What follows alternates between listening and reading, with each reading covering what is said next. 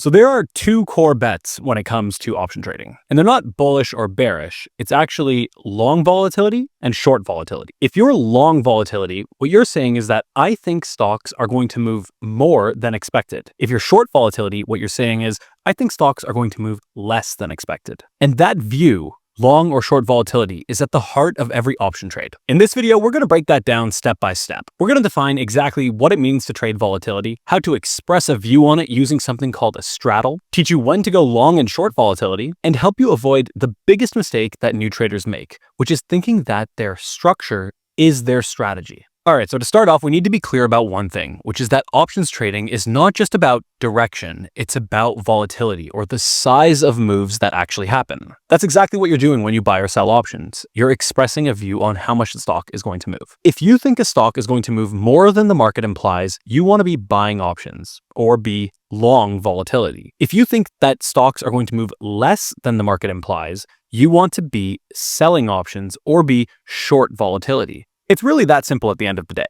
But here's the key difference. We, as retail traders, we aren't able to directly trade volatility. If you go into your brokerage and pick any stock, there's no button that says long or short volatility. So instead, what we need to do is structure trades through the options market that express that long or short volatility view. And the most direct way to do this is using what we call a straddle. A straddle is the most simplistic tool used to express a view on volatility. If you want to be long volatility, then you want to buy a straddle. And if you want to be short volatility, then you want to sell a straddle. When it comes to thinking about this straddle structure, just think of it like any tool that you would use on a different job. Imagine you're an electrician and you're trying to hit a nail. What would you do? Would you use a saw? No, you wouldn't. You would use a hammer.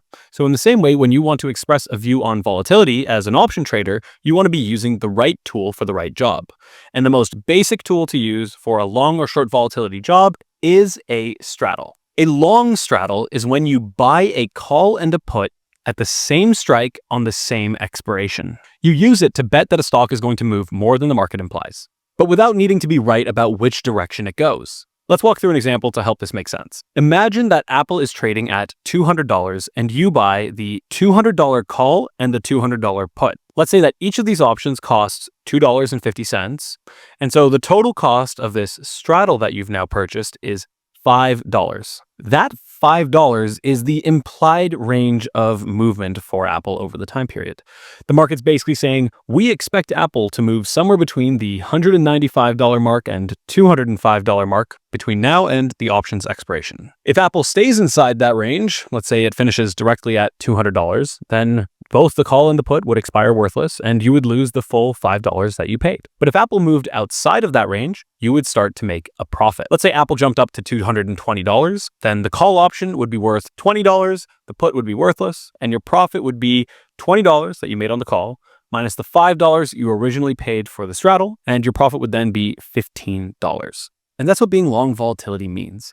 You're not really betting on whether the stock goes up or down. You're betting on the size of movement being greater or smaller than implied. Now, a short straddle, that's literally the opposite of this position. A short straddle is when you sell both a call and a put at the same strike on the same expiration. You're betting that the stock is going to stay close to the strike price that you sold, and that there won't be any big surprises. Back to our Apple example. Apple's trading at $200 and you sell the $200 call and the $200 put. You collect $2.50 from each of them, and that brings you to a total premium collected of $5. That $5 now becomes your maximum profit on the trade, and it becomes the range that you are defending. The market is pricing in a move between 195 and 205, and you're basically saying this stock's staying in between that range between now and expiration. If Apple were to finish at exactly $200, then guess what? You would get to keep the entire $5 premium. But let's say Apple went up to $210 or down to $190, then you would start to take a loss because it moved outside the range. And the way we would calculate the size of the loss is the difference between the strike price and where the stock ended up. So in this case, $10 minus the premium you collected, which is $5. And so your loss on this trade would be $5. And that's what it means to be short volatility. You're taking on the risk that big moves could happen in the future. And in exchange for holding that risk, you're receiving compensation. Now, understanding this is actually the fundamental piece of understanding option trading and why option selling is a really great thing to include in your portfolio. And if you want to learn a few strategies that are systematic, data-driven, and backed by a mountain of evidence, click the link in the description below and take a free trial with Predicting Alpha. Literally, you can join for free, come in, steal my 5 systematic strategies and all the evidence that goes into them. All right, on to the next section. Now that we know what long volatility is, short volatility, how to express a view on it using a straddle, I want to talk about one of the biggest misconceptions that traders make when it comes to this stuff. A lot of times traders will say things like, my strategy is selling straddles. But this doesn't really make sense if you think about it. It's kind of like an electrician saying, I make money because screwdriver or because hammer. It's kind of nonsense. See, straddles, calls, puts, all these things, they're just the tools, like we said at the start of the video. They are the way that you express the view. You don't get paid because of the structure. You get paid because of your ideas. And you express your ideas using structures. Let me explain. Here are 3 things that you can actually get paid for as an option trader. You can get paid for selling protection around risky events like earnings or FOMC. You can get paid for holding downside risk on the market, such as selling puts on a basket of ETFs. And you can get paid for providing liquidity in thin markets. Each of these 3 things, if you think about it, they're not really an options thing. They're more of like a real economic value thing.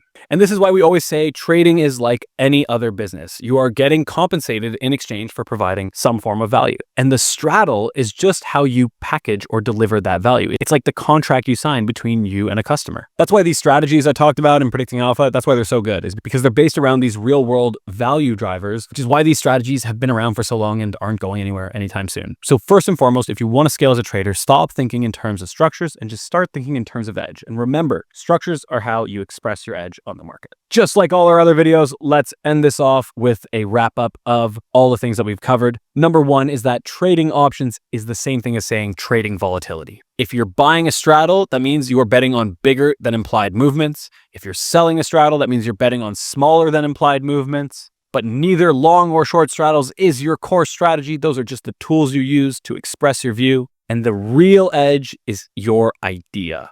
Do you have a clear reason of why you would get paid for taking a particular action? Do you understand the person on the other side of your trade? Do you understand the dynamics of why they're engaging with you and why there's a return to be generated taking a particular action over time? So this video hopefully helped you learn what straddles are, but I hope it also opened up your mind to the idea that knowing straddles is not really enough. It's just one piece of the puzzle.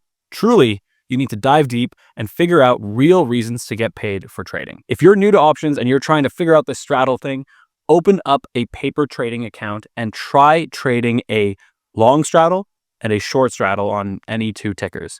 Just watch how the positions evolve over time. Now that you know one is a bet on smaller movements, one's a bet on bigger movements, think through those things, maybe write them out on a piece of paper, place some paper trades and watch how they evolve. That will do more for your learning than rewatching this video 10 times, even though I would love it if you did that because I think it helps me in the YouTube algo. All right, cool, everyone. Hope this video helped. I'll see you in the next one. I've got a ton more content like this coming along, so make sure to subscribe, and we'll see you soon. Happy trading.